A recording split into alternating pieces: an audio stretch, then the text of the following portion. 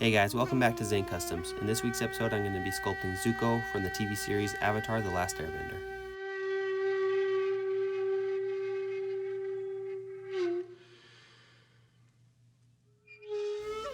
So for the few of you out there who don't know, Avatar the Last Airbender was a TV show on Nickelodeon that started back in 2005.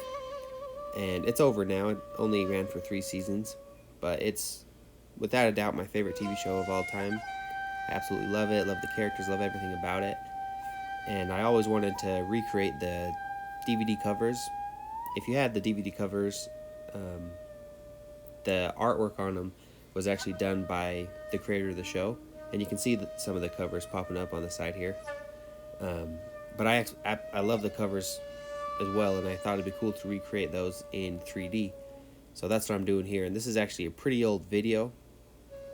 If any of you follow me on Instagram, you may have seen me post some work in progress photos of this sculpt because I've been working on it for a long time. And I wanted to recreate the poses for the covers of each individual DVD cover. So like the season 1 volume 4 is a picture of Zuko, so I decided to start with that one. And I wanted to recreate them but kind of do it in my own style.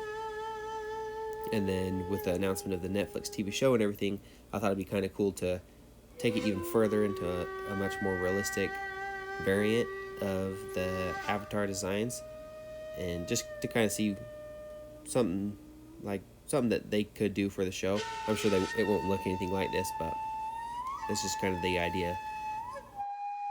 I started this sculpt off in Forger, which for those of you who don't know, is a sculpting app for the iPad. And Forger's great, but it's not nearly as powerful as ZBrush, which is a sculpting app for the computer. And ZBrush is great. Everybody uses it. Professionals, pretty much everybody that's going to do digital sculpting is using ZBrush. But I started the sculpt, like I said, months and months ago, back before I ever had ZBrush.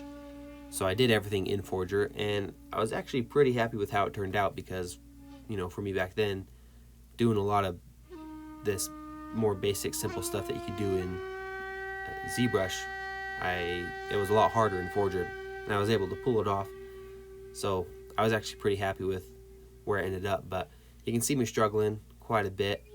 Like, I got his thigh pads, his little skirt, his shoulder pads all good, but he's got this one piece of armor that goes over the top of his shoulders and the top of his chest and his back, and it was a really irregular shape. In Forger, you can start off with spheres, cubes, pyramids, cylinders to start off with, and then you could pull out any shape out of that, but this wasn't really any of those shapes, so I went back and forth a lot trying to figure out that particular piece of armor. And I wanted it to look like it did on the cover of the DVD, but also I was using screenshots from the actual TV show itself, and there's subtle inconsistencies between the two, but eventually I got something that ended up working out pretty well. But that is just one of the few issues that I had to deal with working in Forger versus something like ZBrush. And for any of you who watch any of my other videos, this won't come as a surprise to you, but I did struggle quite a bit with the hands. They're always a struggle for me, doing a fist, splayed out fingers, anything. Hands are always just hard. It's a lot of little detail in a small area. But on top of that, I also struggled with his face.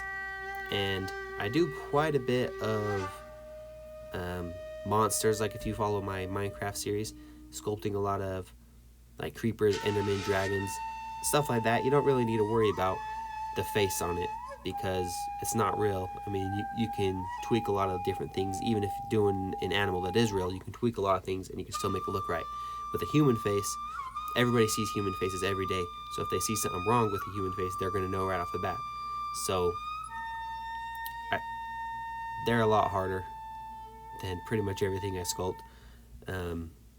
It's a lot easier when you could use symmetry because you're affecting two sides at once, but once he's in a pose like this, he's not symmetrical anymore. I can't use symmetry, so sculpting his face, it took forever having to go back and forth, make sure his jawline is lined up with his jaw on the left and right, and just things like that. making sure his nose isn't lopsided. All these things just took a lot of time and effort. And even at the end of the video, you'll see I end up with something that I am not even really happy with now. I'll probably end up going in the future and changing it, but it does get better than it is now, so don't worry about that. But it doesn't get as good as I would have hoped. I think one of the biggest issues, and you'll see this throughout the whole video, is he looks like he could be in his 30s when Zuko is supposed to be like 16, I believe, and he doesn't look like that in the sculpt. But again, this is like a more realistic take on his character anyway, and also it's kind of my own artistic take on it. So if there's some little differences here and there, I'm okay with it, but I would like to make him look younger, like he is actually 16, and fix a few other things. On a lighter note, one of the things that was fun about the sculpt is he's got a lot of different materials going on. He's got his armor, straps, which I'm assuming would be more like a leather, and then his fabric or cloth, or his undersuit. So that was fun to try and make each material look like it was meant to be a different material without going in and taking texture brushes to it, just using your basic sculpting. And I feel like it worked out pretty well. The one thing that didn't work out great was his actual armor plating. I want it to be like it's made out of metal or something, wood, something that's hard. And in Forger they have a flatten brush, so you can go and, you know, make something flat, obviously, but it doesn't work as good as like if you had a poly modeling program or something where you can make perfect angles and stuff like that. So I got it as good as I could, but you'll see once I get into ZBrush, I end up just deleting a lot of that and starting over, and they look a lot more solid and sharp lines and stuff like that, because like I said, I'm happy with what I got here in Forger, but this is as good as I could get just kind of freehand sculpting it. You know, I didn't have any tricks to make perfect edges or straight lines or anything like that. You could also see that before I even put it into ZBrush, I'm already taking a few artistic liberties. Like he's got some armor plating that go on his thighs, and in the show they just connect. I don't know how. It's a cartoon show. You can't have an insane amount of detail because someone's got to draw out every frame, right? So I'm sure there's a lot of little details like buckles and stuff like that that, you know, if they were to design it for a real life show, they would add. So I decided to add some of those. You can see some straps going from his belt to his thigh armor and things like that. But once I get it into ZBrush, I take it even farther. Here you can see me struggling with his hands and his face again. Like I said, I go back to his face a lot. Even once it's in ZBrush, I end up working on it more. Just I can never get something I'm happy with. And here I'm doing the fire that's actually coming off his fist. And on the cover of the DVD, it almost looks like you're inside the fire, but I couldn't really do that, so I kind of had it so this fireballs were twisting around his hand.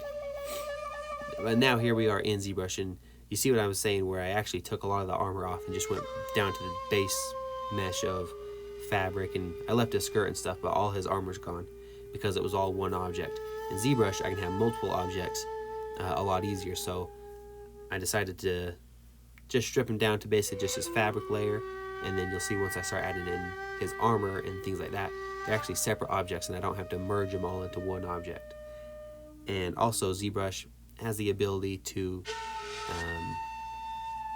basically you can take like a sphere or a cylinder I have here and put a smaller cylinder on the inside, and then delete that smaller cylinder, and it'll cut it away from the bigger cylinder. Kind of confusing if you've never learned ZBrush. That may not make sense to you, but basically ZBrush has a lot more power, and you can do a lot cooler things. So I was able to use that to my benefit for the armor specifically on the sculpt. And once I got to this point, I started to think of like how could I make this even more realistic, something that you would actually see in real life. And that's why you can see here I'm texturing it. I looked up a lot of images of samurai armor, and that gave me a lot of inspiration for this. And like I said earlier in the video, one inspiration or one idea for this video is what would Zuko look like in a live action, the Netflix live action Avatar series. And one thing I'm kind of concerned about on that show is that they might not keep to the original designs. I have no idea. I don't know anything about what the show's doing or how it's going to turn out, but just one thing I thought is that they might try to take it in a more realistic approach, kind of like what I'm doing, but kind of diverge from the original designs. And I thought, why not take the original designs from the actual cartoon TV show and just make them more realistic? So that's what I was trying to do. I was trying to stay true to the original TV show. Like you see here, this is the piece that I was talking about earlier that was way hard to make in Forger. It's a lot easier to make here. So I'm still trying to make all the same basic shapes and armors and everything like that, but just make it a little bit more realistic and using actual samurai armor as inspiration for that, because I believe the Fire Nation armor was inspired by samurais. If you look at them, there's a lot of similarities. So that's basically my thought process throughout the rest of this video is make it more realistic, but still try to stay true to the original TV show as much as I can. And I'm adding a lot of more ornate little details and curves and stuff into it, but still just trying to stay true to the original show. And one thing I'm doing here is I'm taking a cylinder, texturing it to look like a rope, and then bending it around the corner or a curve kind of under his side to make it look like he's got ropes going from his back armor to his chest armor. And then you'll see later on I actually sculpt out a little knot, so it looks like they pulled the rope through the back and then tied a knot on it. That's something I saw a lot in when I was looking up actual real life samurai armor. And the one issue with that is I'm still pretty new to ZBrush, so I know there's a lot better ways to do ropes and things like this, and those are things I've been learning more recently. But I didn't know all that stuff back when I was doing this video, so it doesn't look as good as it could, but I'm actually still pretty happy with how the ropes turned out. The second issue is, if you watch the show, the Fire Nation, they're super industrial. They're like going through an industrial revolution, you know. They use a lot of metal and things like that, so I would imagine they would have buckles and possibly even clips and things like that, like kind of like stuff we may have nowadays. Whereas when I looked up the samurai, they didn't have stuff like that. Pretty much the only metal they had was their swords. Their armor was tied together with ropes, and it wasn't even made out of metal, as far as I understand. So really, maybe I should have leaned into the more metal aspect of the Fire Nation.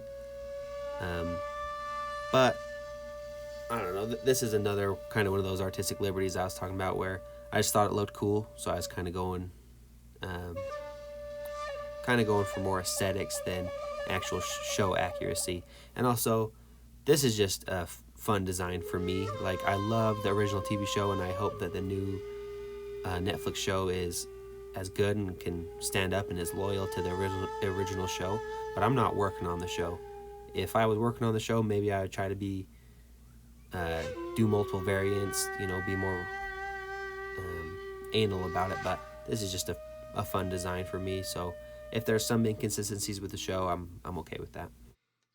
And one thing you can see is I created a lot of different pieces of armor for this sculpt. And one thing you can probably tell is I did a lot faster than I did in Forger. It's a lot easier. ZBrush has a lot better tools, so I was able to do a lot cooler things. But probably my favorite part of the ZBrush side of the sculpt was once I got the armor built or sculpted, going in and adding these like little curves and ornate details, like especially on his thigh, you can see a lot of them, and that was probably my favorite part, because in the show his armor's just got pretty much a square border, not much going on to it. And again, it's a TV show, they can't have so much detail going on because they have to draw every single image that happens on the show. It would take too long if they had an insane amount of detail. But being that this is just a sculpt, I'm just going to sculpt it once. I don't have to sculpt it 24 times per second for a 22-minute long TV show, you know. I can kind of cut loose with it. So that was something that was really fun for me. And now here I'm going in and coloring it, and this was probably my second favorite part of this whole sculpt, because I wasn't sure how I was feeling about this whole sculpt pretty much the whole time.